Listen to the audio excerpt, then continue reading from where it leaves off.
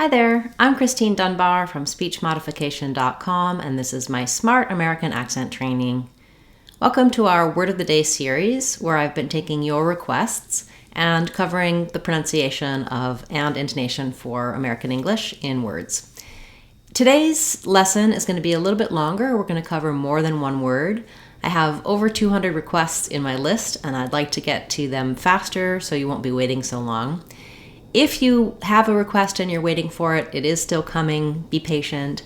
You can also join our Saturday live question and answer classes and ask your questions during those, and I'll answer them for you live. Also, you can join the channel as a channel member, and your requests will be answered more quickly for our members' videos and also for others. Okay, so we're going to talk about a number of different words today. Let's start with these words: rescind, resend, and recent. So these three are related. They're fairly similar in the spelling. They all start with letters RE, and I do have a long video talking about letters RE and what they can do, as well as some shorts. But let's talk about it for these particular words.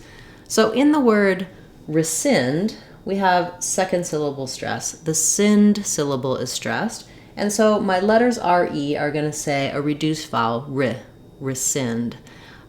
You may hear people say rescind as well with the E sound, but the important thing here is that the sind is long and this first syllable is going to be quite short. So preferably rescind. If you use a re, it doesn't matter as long as you don't do rescind, but rather rescind. So short reduced vowel, usually use I. You might use E there as well, rescind. To rescind means to take back, so I rescind my statement about that person.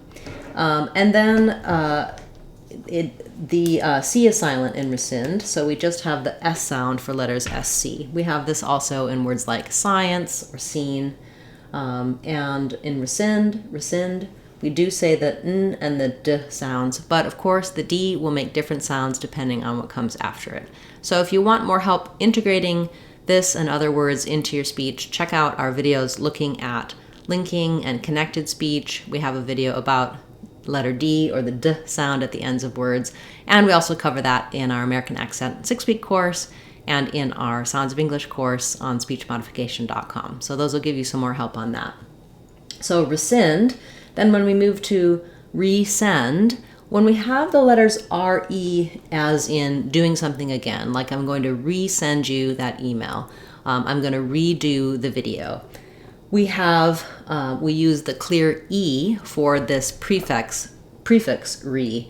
Resend is still stressed on the send, but it has secondary stress on the re, because you want to make a difference between send and resend. So re is also clear and a long syllable, clear vowel, and send has the F vowel for letter E, resend. I'll resend it to you when I have time.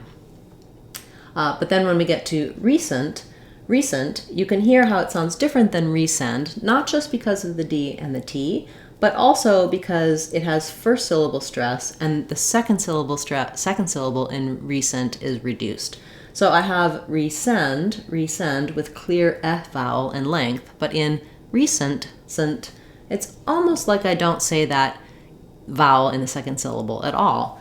It's going to be a little I sound or a schwa sound, but just try to go quickly from your s to your nt, sent, recent.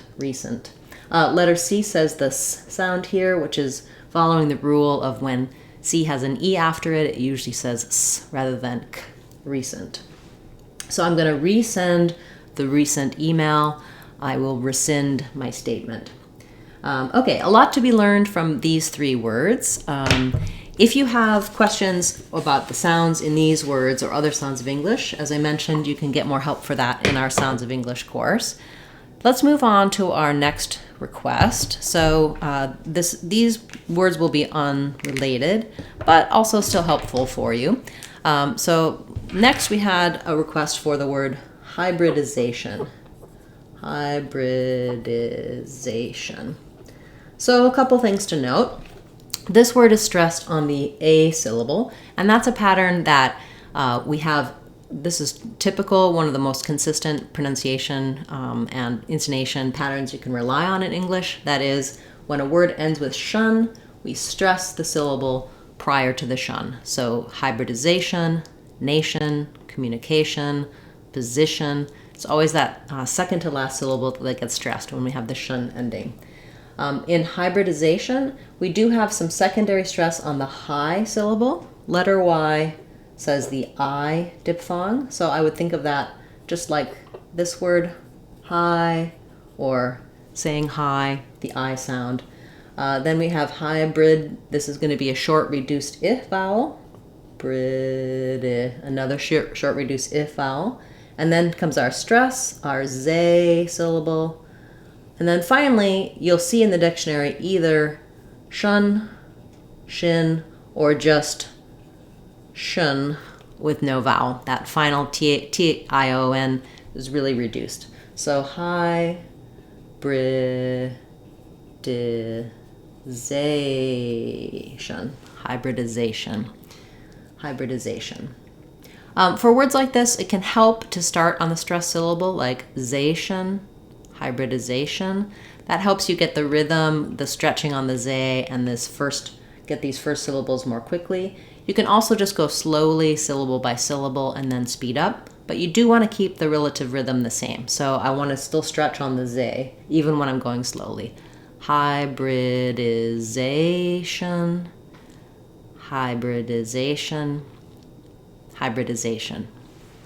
Okay, great. Our next word, let's take a look at my list. We had a couple of phrases. So this person was requesting the phrase wanted you and last year. So let's look at these and see why these might be challenging. So in wanted you, we have the d and the y sound together. And the other phrase was last year, and that in that phrase, last year, we have the t and the y sound together. So in wanted you, first of all, I can say wanted with my t sound. When I have nt in the middle, often we native speakers of American English will drop that t. So they'll say this more like wanted you. I wanted you to do it. I wanted you to have some. And when I do wanted you, I tend to use an unreleased D here. So rather than wanted you, it's too hard to move fluently between the D and the Y sound. If I release the D, wanted, it just makes a break. I wanted you to. So one of the ways we link is that when a D or a T sound is followed by another consonant sound. So in this case, letter Y is marking the consonant sound Y. Wanted you, last year. We just won't release those T's. So I wanted you to see. I wanted you. You just move from the D to the Y and link them together. When I say last year, it's actually not the same for this one because in last we have the ST. So sometimes you will hear last year. You won't hear a strong T, but it doesn't really sound very accurate. So in this case, I do want to say the T, last year. Yes, last year. Last year I went there. Last year. I can say it last year we did that because the st is very fast. I think to be accurate, most of the time, think about trying to use the ST in last. I did that last year. In that case, you'll have kind of tier, last year. The T and the Y will kind of go together. Last year. So it's almost like last year. Yeah, okay. Those are tricky phrases. I can see why that viewer was needing a little bit of help with how to connect those and how to use that y glide in those contexts. Okay, next phrase or word is hard-boiled eggs. So again, I think what was probably tricky here was for this person was how to do these D's in hard-boiled.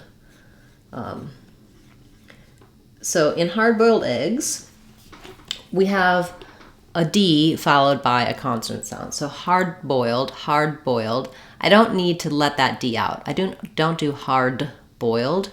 It would, again, interrupt the flow. So I use my unreleased D. It sounds like hard.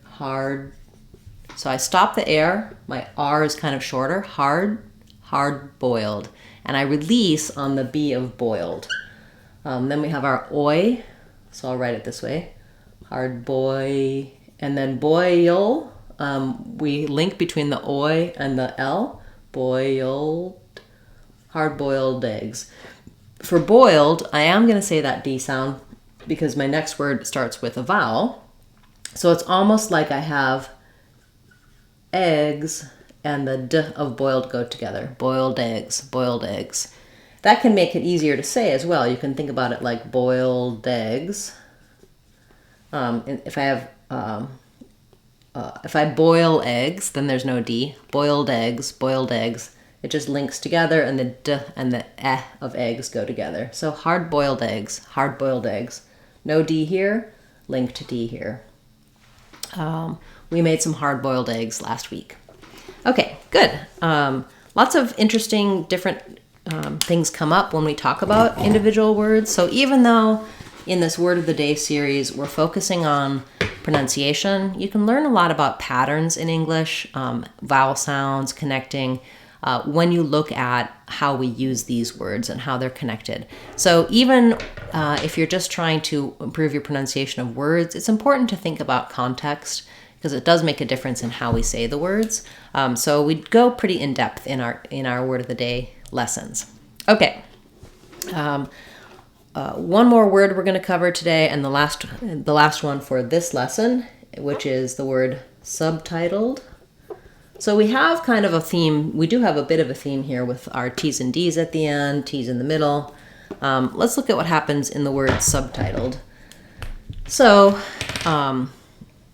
subtitled is stressed on the sub syllable. We have the stressed schwa there, the sound. So I'll write that like sa. And then because my B in subtitled is followed by a consonant sound, I'm not going to let it out. So once again, if I said subtitled, I would end up with kind of an extra syllable there. You don't want to hear subtitled. So I have to close my lips for the B, and then just release the air and the sound on the T sound, subtitled, which is why this T is an aspirated T. So it's just like in the word title. In title, we have the burst of air for the first T of title. The second T, title, is a flap and it sounds more like a D. So same thing happens here. I have a released air, T, so tie, and then this one is flapped. So I have my I diphthong, and then this T is going to be a flap, so it sounds more like a D. We say T's and D's in the middle of words when they're followed by unstressed syllables or unstressed vowel sounds, or in this case, a syllabic L as flap sounds. So middle, title, better, bedding, same sounds. And so the doled, we go as quickly as we can from the D to the O, to the dark L. It'll have a little sound before it, dull, titled. And then we will let this final D out, subtitled. How we say that final D will depend on what comes after it. So again, if I say subtitled in English, I'm going to let that D out as I link to a vowel, or a subtitled film, I'm going to use an unreleased D there as well. So the end of the word depends on what comes next. Subtitled.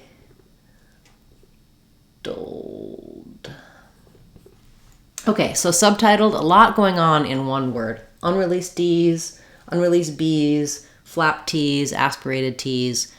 Definitely tricky and worth breaking down, looking at all of the sounds in that word.